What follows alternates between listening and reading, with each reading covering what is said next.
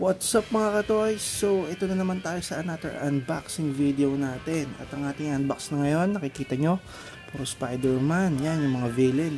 So, ito ang ZD Toys Animated Spider-Man Series.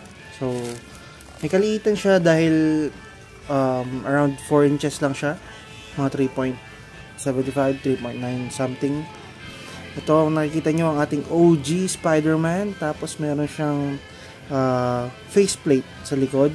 Actually, ito yan guys. Ayan, nakikita nyo. Medyo maliwanag. Ayan, kailangan mabuo natin siya kasama tong mga ito. Well, kumpleto natin siya binili. And let's unbox na this. Ayan, oh. May seal pa ng Disney. Okay, let's unbox this OG Peter Parker.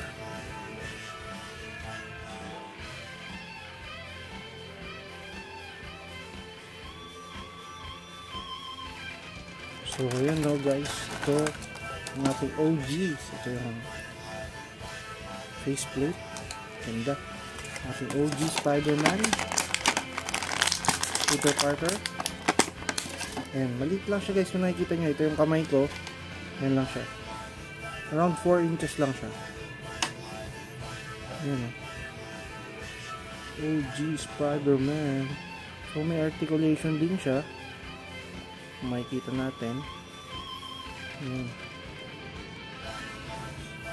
Semi-articulation lang siya. Hindi siya yung gaya ng ibang articulated action figures talaga. Ito, standing lang siya or mga simple na pose. Gaya yan, ganyan. Yan. Parang, imbis na mag-web, parang rock and roll lang. Ayan, rock and roll. Rock and roll. Ayan. So, itabi muna natin si Peter Parker. Ayan.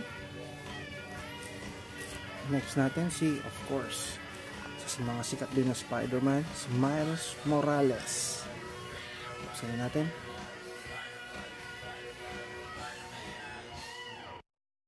Yun, no? Ito naman, kasama yung yan, isa sa mga faceplate para mabuo natin. Yan, tabi muna natin yan. Natin si Miles Morales.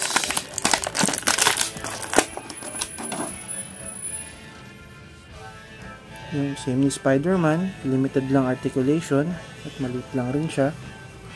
For display lang talaga yung ganito na nakatayo lang siya. Hindi mo siya mabibigyan ng action motion, action pose. Ayan. Limited lang talaga. Ayan, si Miles Morales. Okay, the ultimate Spider-Man. Okay, next. Ito, ang another Spider-Man. Si Spider-Man 2099. Si Miguel O'Hara. Ayan. So, let's unbox this.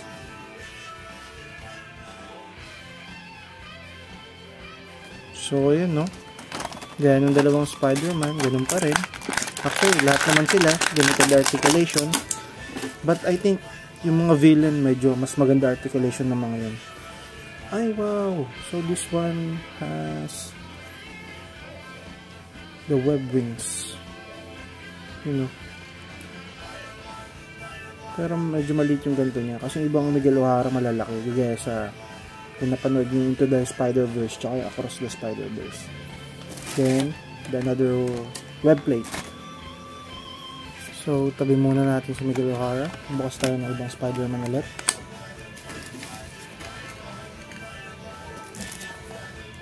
So this one is the parang mali.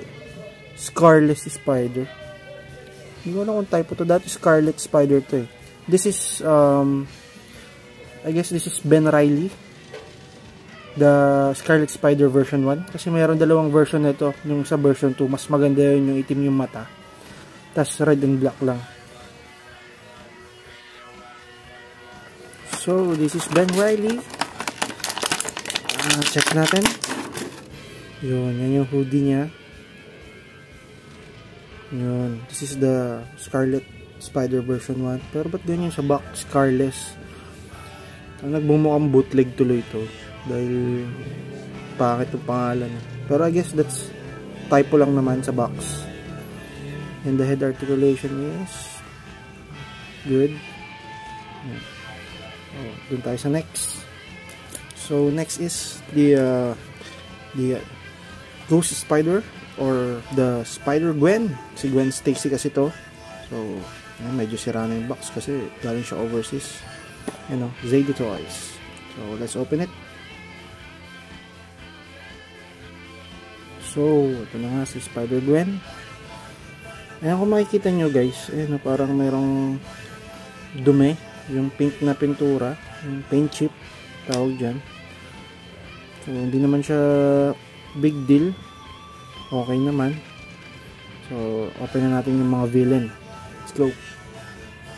Ito, of course, one of my favorite villain is Spider-Man. Si Dr.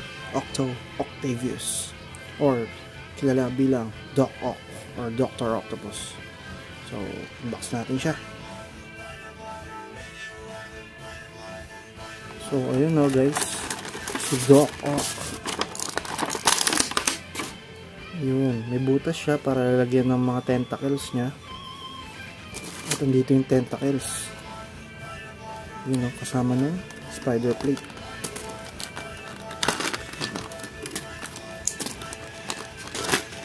Yun o. May wire siya sa loob para ma-bend.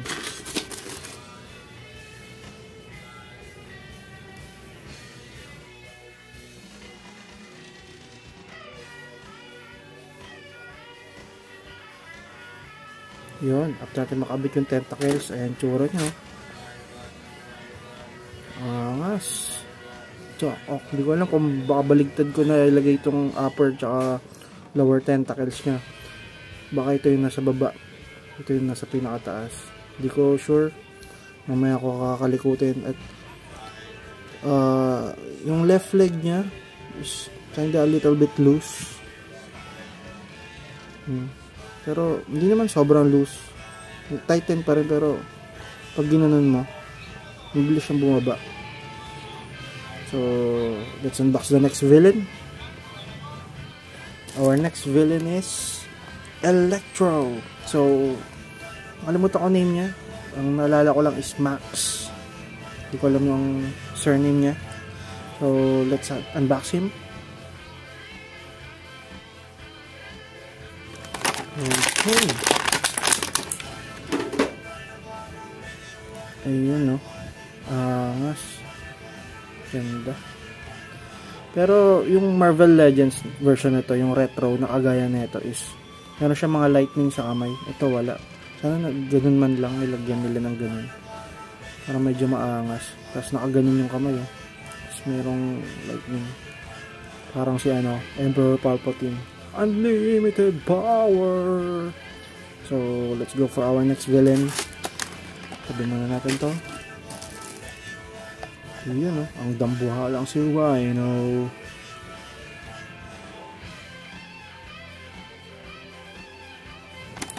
Okay. Si Rhino. Hirap tanggalin, no? Yun, no? Yun, sobrang tight ng niya, ng mga joints niya. Ayun, no? Sabay suwag. Angas ni Rhino. Ayun, no?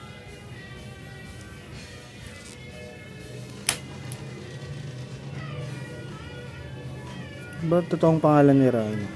Hindi ko kilala kung anong pangalan niya. Nakalimutan ko eh. Angas may mga spiky pa din sa shoulders, yung shoulder pads, yung arm pads niya. Ayan. Angas. Ito pa pala sa baba. Ayan. Okay, next villain. Yun, of course, this is the OG Green Goblin. Siyempre sa comics, siya, namatay na naman ang ilaw natin. Siya si Norman Osborn. Yan talaga yung niya. Pero merong version na yung anak niya, si Harry Osborn. Meron din ganun ng Green Goblin. Okay, let's unbox this. Yung Goblin. Ayun, no? Sa camera, kung titignan nyo, parang ang pangit niya. Parang siyang Kenkoy. Kala mo bootleg yun. Ang pangit. Pero in actual, maganda talaga siya. Maybe dahil siya sa lighting ko, sa ilaw ko, or yan sa pagano ng camera. Ayan, tapos meron siyang hawak na Goblin Bomb. Ayan. Hindi pala ito natatanggal. May kulang. Alam mo kung kulang dito, kung kay Electro yung Lightning, dito ang kulang sa kanya yung glider. Sana naglagay man lang ng glider, kasi Marvel Legends version nito merong glider yan. So for ating final box, of course, the Symbiote Venom. So buksan na natin siya. So ayun nasira ko pa yung box. Ayan, tatabi ko pa naman. Mas mabigat siya. Ayan, namatay na naman ang ating ilaw. Mas mabigat siya kaysa kay Rhino. And merong takip ang kanyang ulo. Kasi may dila. Teka nga lang, buksan ko ilaw natin. Yon, binuksan natin ating ilaw. So, may minor paint chip. Yan, kitang-kita. Kitang sakit sa camera. Kita niya, ayan parang may gas-gas yung dila niya. But the details are good. Ang ganda ng pagkakaano nito. Ayun lang. Ayun lang. Walang puti yung likod niya. Ayan parang kagaya nito. I guess this is factory issue na naman. Or ganito lahat. I don't know kung ganito lahat ng tong toy na to Ayan. The Marvel Legends. Ayan Venom. Tingnan nyo naman kung gano'n lang siya kaliit kung kumpara dito. Hindi ko pa nilalabas. Marami pa tayong ibang i-unbox soon. So, pagsama-sama na natin sila. So, ito nga pala yung spider plate pag nabuo siya. Ganda, no? Tapos lalagay mo siya dyan. Ayan, may mga siya. Diyan sila itatayo. So, lagay natin sila. So, ito ang itsura niya kapag nilagay na silang lahat. Ayan, medyo crowded, I guess. Lalo na itong dalawang malaki na to. Sobrang dikit. Plus itong tentacles. Nabatukan na si Electro. Pero para sa Spider-Man figures, mas bagay kasi mapapayat sila I think, mas maganda separate na lang to. Si Spider-Man na lang nasa, tapos to. Itong mga villain, nakahiwalay. I think that's much better, I guess. So, yun guys. Thank you sa panonood ng ating unboxing video ng ZD Toys Animated Spider-Man series. So, next time, mag-unbox pa ulit tayo ng iba. And please like, share, and subscribe. Tumba na siya.